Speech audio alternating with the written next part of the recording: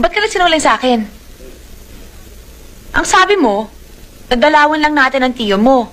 Pagkatapos, uuwi na tayo agad. Yung pala, kaya tayo nandito, magtatago ka. Hinahanap ka na pala ng batas. Ito nang sinasabi ko sa'yo.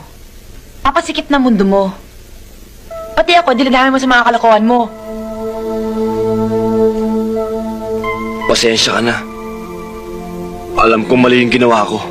Kahit sa panloloko, sinama kita rito. Ayoko mapalayo sa'yo. Ihatid mo na nga ako sa may sakayan. Uuwi na ako mag-isa. Mang Arias, aalis muna ho kami. Ihatid ko lang si Cecil sa Maynila. Abay, gagabihin na kayo. Delikado magbiyahe rito kung gabi. Kung papayag ka, iho, ako na lamang mag-ahatid kay Cecil sa Maynila.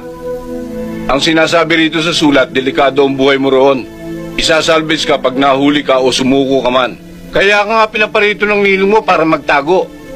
Hindi para mamatay. Bahala na ho. Mamatay ka mamatay. Eh di libing nila kung saan. Magpaalam ka na. Alis na tayo.